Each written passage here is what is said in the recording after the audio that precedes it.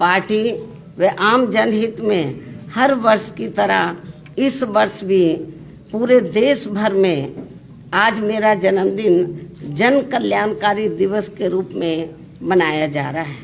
जिसके लिए मैं पार्टी के सभी लोगों का हार्दिक दिल से आभार प्रकट करती हूँ। साथ ही हमेशा की तरह आज भी मैं अपने जन्मदिन के मौके पर ये बताना जरूरी समझती हूँ कि हमारी पार्टी की रही सरकार ने देश में समय समय पर दलित एवं अन्य उपेक्षित वर्गों में जन्मे हमारे महान संतों, गुरुओं व महापुरुषों में भी खासकर महात्मा ज्योतिराव फूले, श्री छत्रपति शाहू जी महाराज, श्री नारायण गुरु, बाबा साहब डॉक्टर भीमराव अंबेडकर एवं मान्यवर श्री कांशीराम जी आदि को भी विभिन्न स्तर पर पूरा आदर सम्मान दिया है और इनके नाम पर यहाँ अनेकों भव्य व ऐतिहासिक स्थल बनाए गए हैं तथा इनकी विशाल प्रतिमाएं लगाई गई हैं। साथ ही जनहित में अनेकों विशाल पार्क व गार्डन आदि भी बनाए गए हैं। इसके साथ साथ इनके नाम पर अनेकों नए जिले बनाए गए हैं तथा आम जनहित की भी असंख्य योजनाएं शुरू की गई हैं, जिनके अब अपने राजनीतिक स्वार्थ में विरोधी पार्टियों की सरकारें भी नकल कर रही हैं और जिनकी शुरू से ही इनके प्रति सोच व नियत मुंह में राम व बगल में छुरी की तरह ही बनी रही हैं, जिसमें अभी तक कुछ भी बदलाव नहीं आया है। इतना ही नहीं बल्कि इनके बताए हुए रास्तों पर चलकर ही हमारी पार्टी की रही सरकार ने हर मामले में व हर स्तर पर बहुजन समाज के लोगों को प्राथमिकता देते हुए यहाँ सर्वजन हिताय व सर्वजन सुखाय की नीतियों एवं सिद्धांतों पर आधारित ही सरकार चलाई है। ऐसे सभी संतों, गुरुओं व महापुरुषों को भी आज मैं अपने जन्मदिन के मौके पर पूरे तहे दिल से नमन करती हूँ,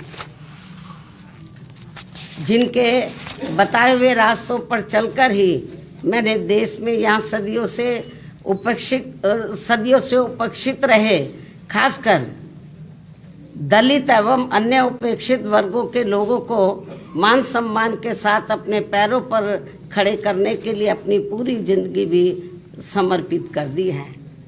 क्यों में खांसी बहुत आ रही है, थोड़ा ये माइक भी कम करो, आप थोड़ा सा इधर को हो जाओ और ये दरवाजा खोल दो। मेरे ख्याल सफोकेशन हो रहा है मेरे ख्याल आप लोगों को।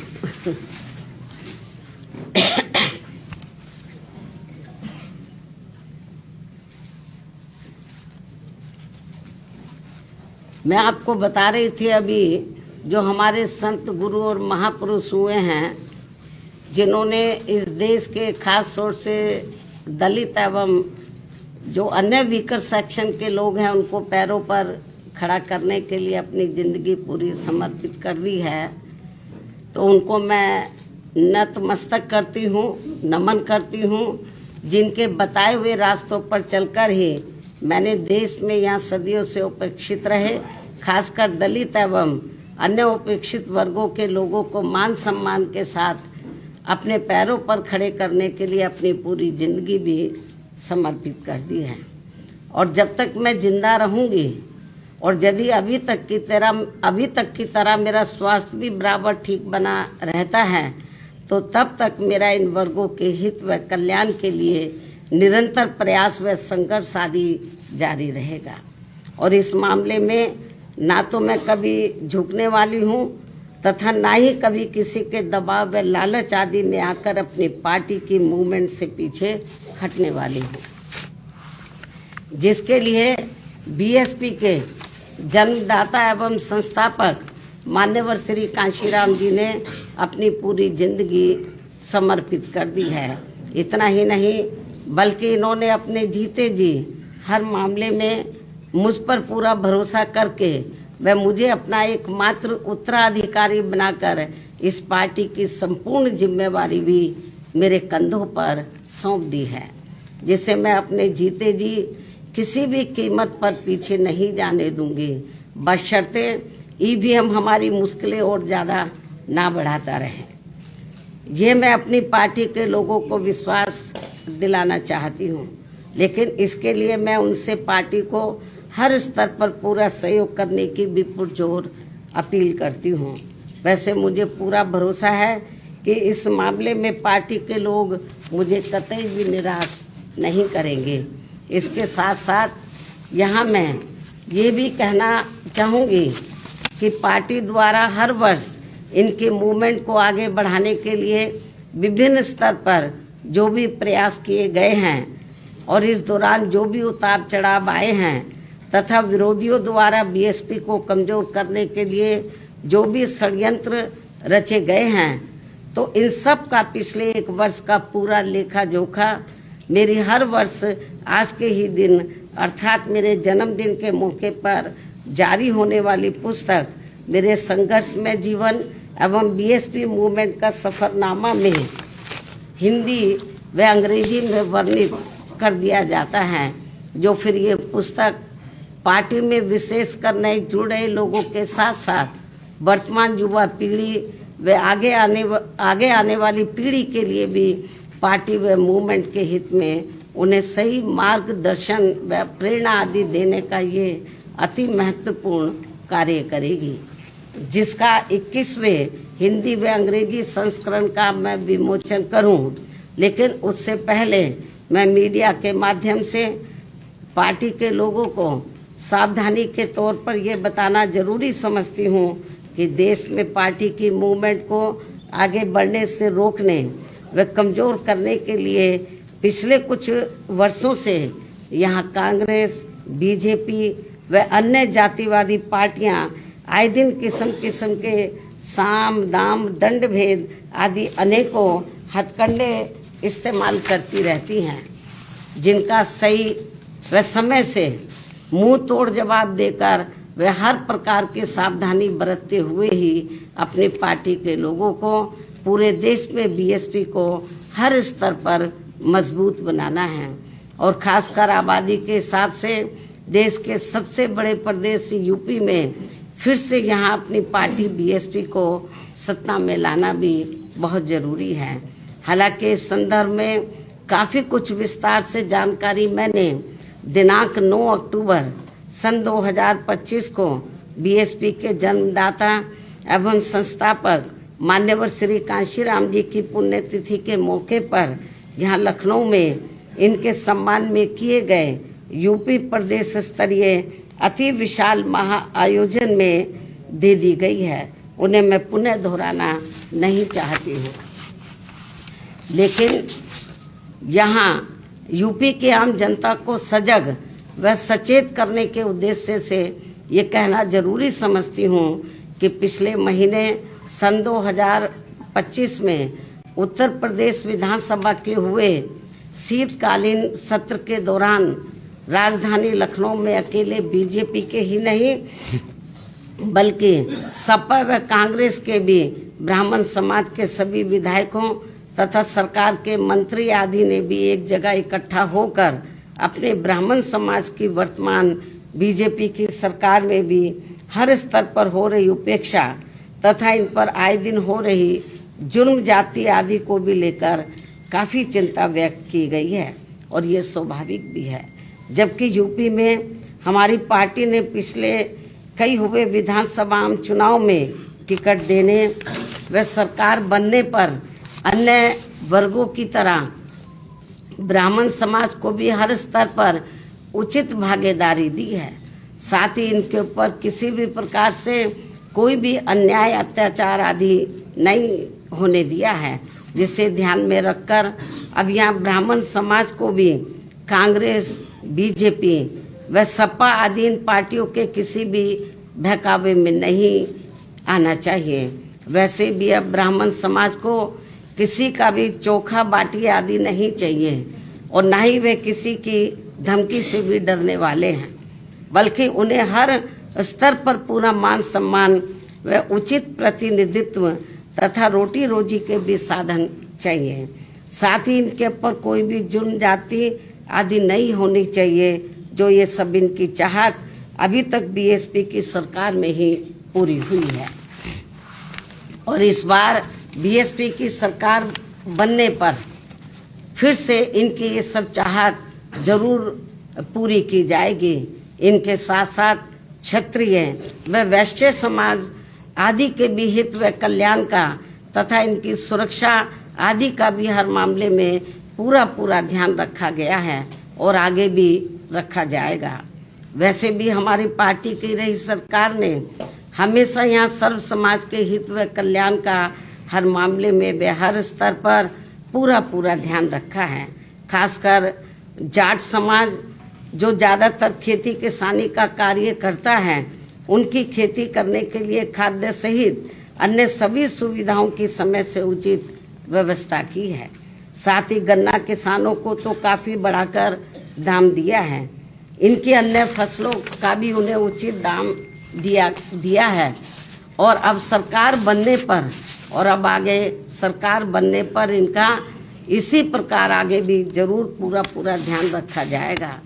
इसके साथ साथ जाट समाज के शिक्षित बेरोजगार युवाओं को भी सभी विभागों में व खासकर पुलिस भर्ती में बिना कोई रिश्वत के उन्हें काफी सरकारी नौकरी भी दी है। अन्य वर्गों की तरह इनके ऊपर भी कोई जुल्म जाति आदि नहीं होने दी गई है। राजनीति में भी इनको उचित भागीदारी दी है और अब इनको भी अपने हित व कल्याण में बीएसपी से जुड़कर अपनी पार्टी बीएसपी की ही सरकार बनाना बहुत जरूरी है।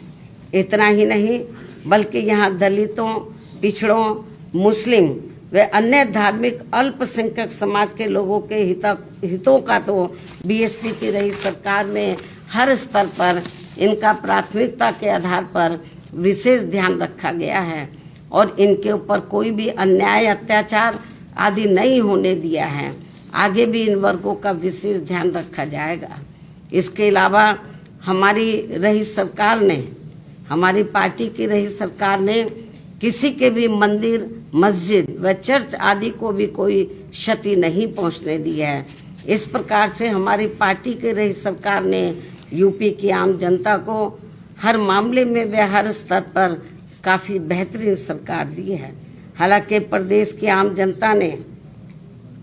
यहाँ कांग्रेस, बीजेपी व सपा आदि का भी शासनकाल देखा है और खासकर सपा के शासनकाल में तो यहाँ अधिकांश गुंडों, बदमाशों, माफियाओं व भ्रष्ट लोगों का ही राज चलता रहा है, जिसमें इनके खुद के समाज को छोड़कर अधिकांश अन्य सभी वर्गों का शोषण होता रहा है। और इस मामले में दलित वर्ग के लोगों का तो इनकी सरकार में सबसे ज्यादा उत्पीड़न हुआ है, जिनके समाज के बीएसपी की प्रमुख नेता को भी सपा से अलग होने पर,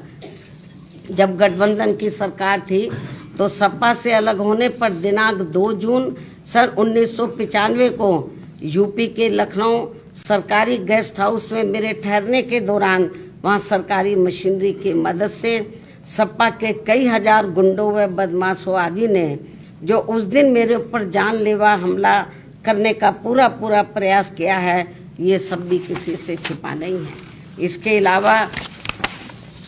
दलित एवं अन्य पिछड़े वर्गों में जन्मे हमारे महान संतों, गुरुओं व महापुरुषों की भी इनकी सरकार में हर स्तर पर काफी उपेक्षा की गई है। संसद में दलितों के पदोन्नति में आरक्षण से संबंधित लाए गए बिल को भी सपा के सांसदों द्वारा फाड़ दिया गया था। मान्यवर श्री कांशीराम जी के देहांत होने पर इनकी सरकार द्वारा इनके सम्मान में एक दिन का भी राजकीय शोक घोषित नहीं किया गया था।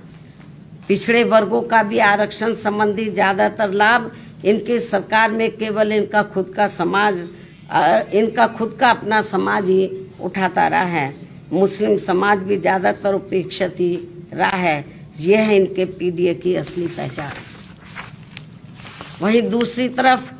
बीएसपी की रही सरकार में हमने किसी भी वर्ग व धर्म के लोगों के साथ किसी भी मामले में कोई पक्षपात आदि नहीं होने दिया है और हमने पिछड़े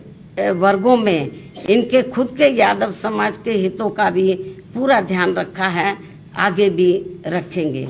प्रदेश में सभी विरोधी पार्टियों की रही सरकारों की तरह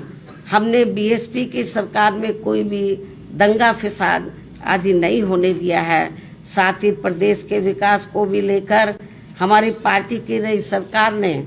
अनेकों ऐतिहासिक कार्य किए हैं और इस मामले में ये बात सर्वविदित है कि प्रदेश में बीएसपी की सत्ता नहीं रहने के बाद यहाँ विरोधी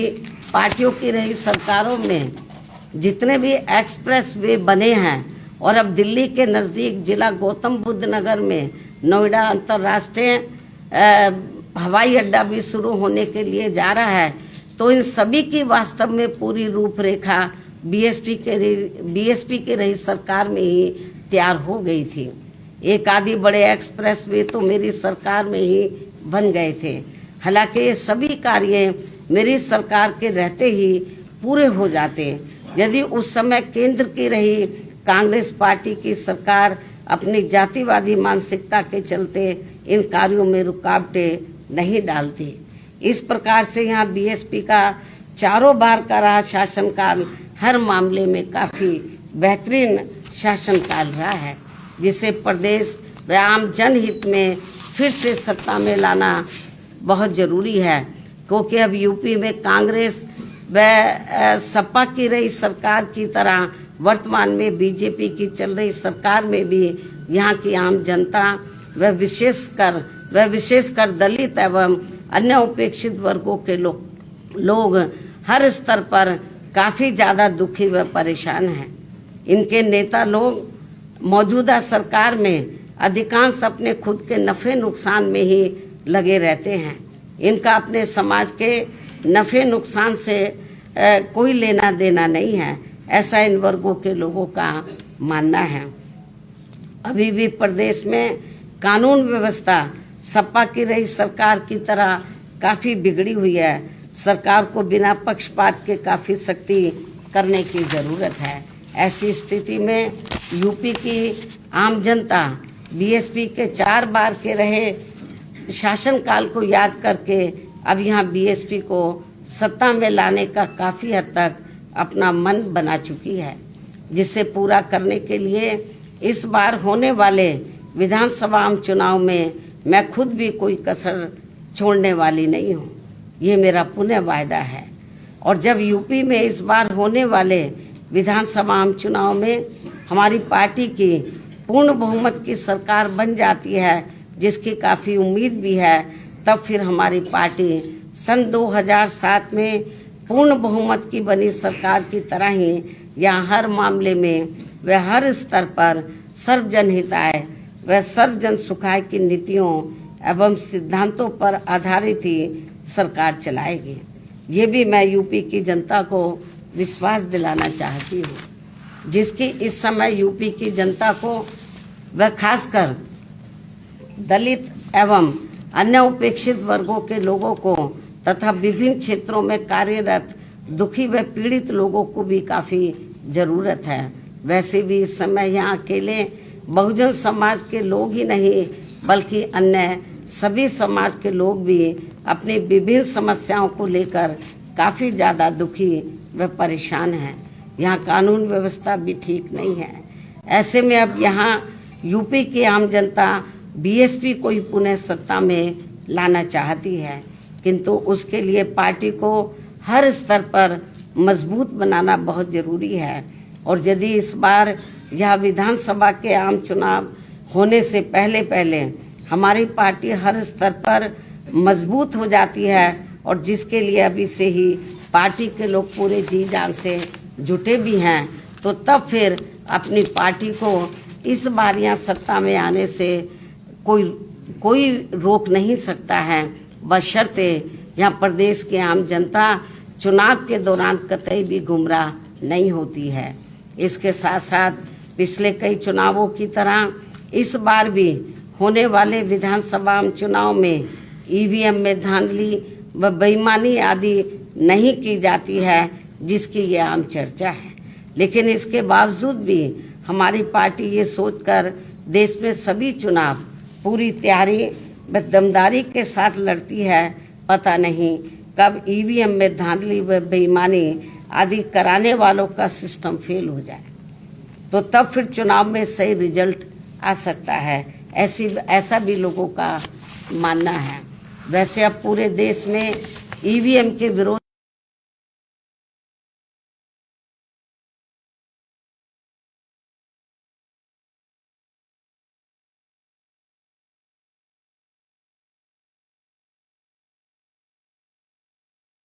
हो चुका है। यहाँ फिर मान्य कोर्ट द्वारा भी इसमें कुछ जरूरी परिवर्तन किए जा सकते हैं। इसलिए हमें उत्तर प्रदेश सहित पूरे देश में अपनी पार्टी को हर स्तर पर मजबूत बनाते रहना बहुत जरूरी है।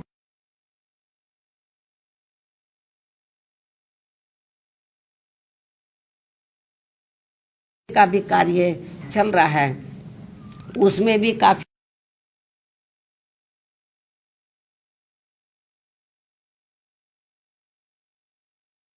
लोगों को काफी सजग रहना है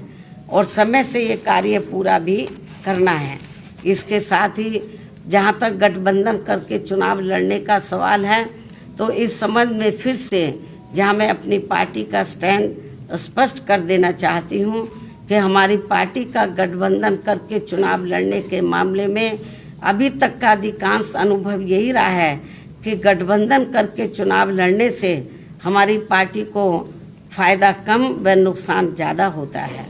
तथा इससे पार्टी का वोट प्रतिशत भी काफी हद तक कम हो जाता है, जबकि बीएसपी से गठबंधन करके चुनाव लड़ने वाली पार्टी को पूरा फायदा पहुंच जाता है, क्योंकि गठबंधन में बीएसपी का खासकर दलित बेस वोट तो गठबंधन करने वाली पार्टी को पूरा ट्रांसफर हो जाता है, किंतु उनका विशेषकर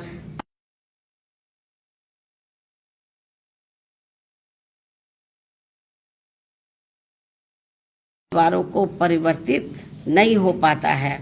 और फिर ये वोट दूसरी पार्टी को ही चला जाता है, जिनका नेतृत्व जातिवादी पार्टियों के हाथों में होता है। यही मुख्य वजह है कि देश में अधिकांश पार्टियां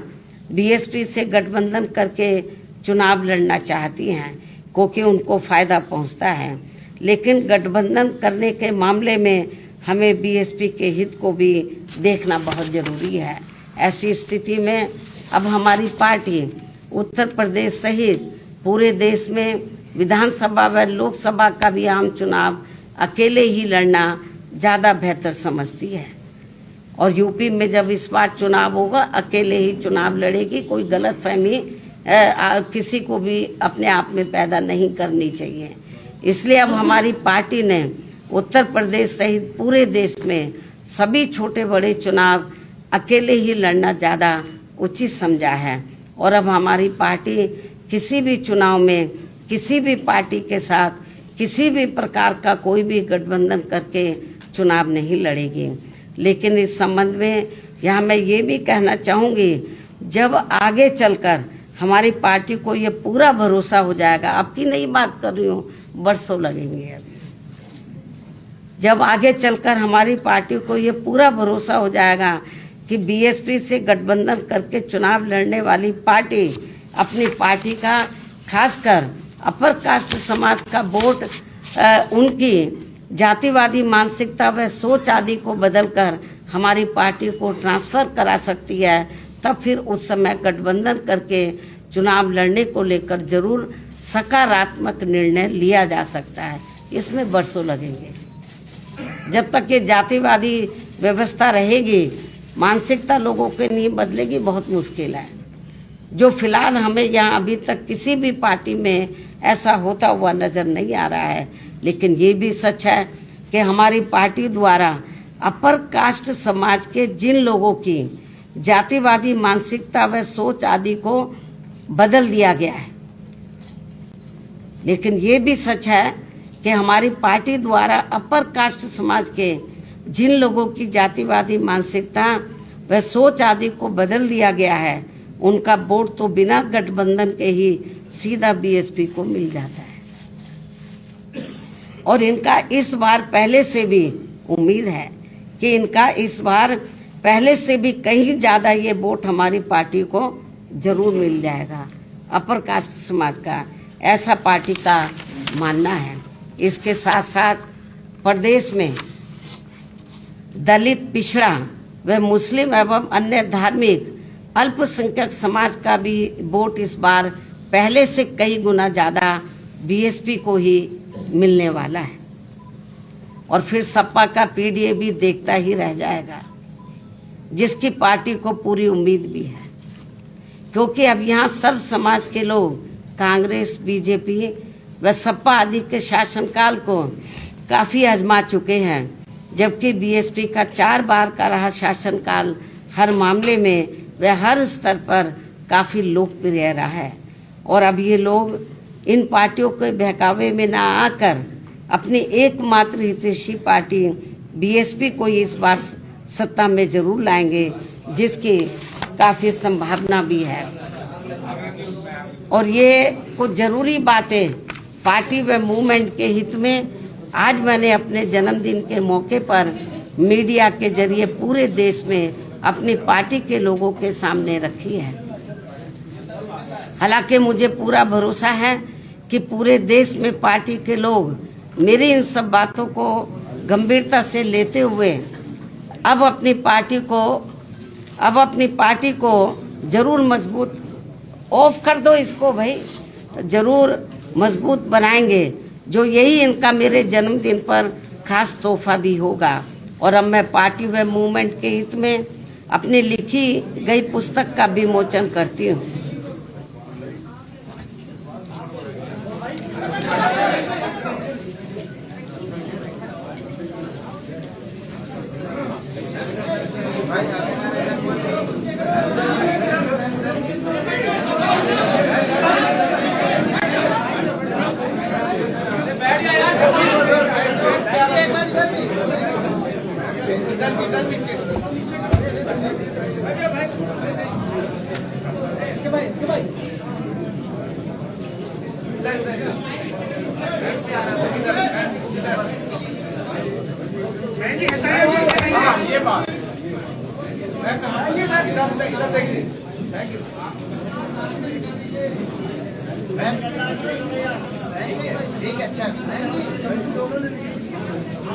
दोनों हाथ में ले लियो, दोनों किताबें ले लियो। चुनाव से पहले पैसा बांटने की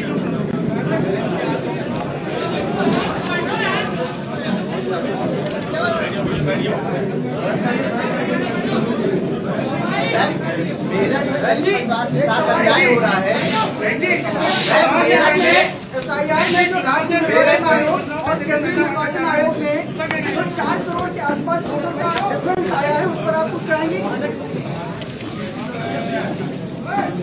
इन्हीं जरूरी व खास बातों के साथ ही अब मैं मीडिया बंधुओं से मेरे जन्मदिन का केक व जलपान आदि लेने का भी आग्रह करते हुए अपनी बात यहीं समाप्त करती हूँ। धन्यवाद। जय भीम व जय भारत। यदि आप लोग कुछ पूछना चाहते तो पूछ सकते हैं, वरना मैं आपसे यही रजा लेती हूँ। इसके बारे में मैं ट्वीट के जरिए अपनी बात कह चुकी हूँ। आ जाओ।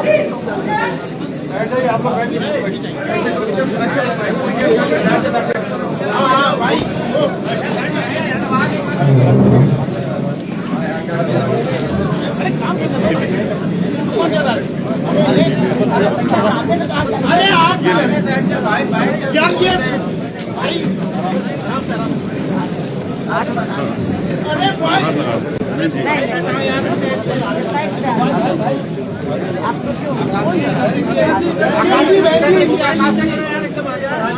अरे भाई बस हो गया।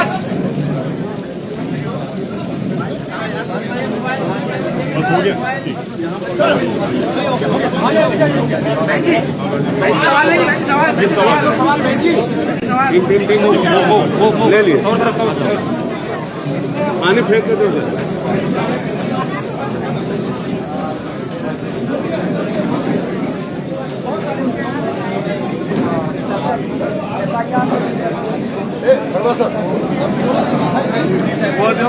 पानी दो चीजों गिलास गुलदस्ता लेते हो गुलदस्ता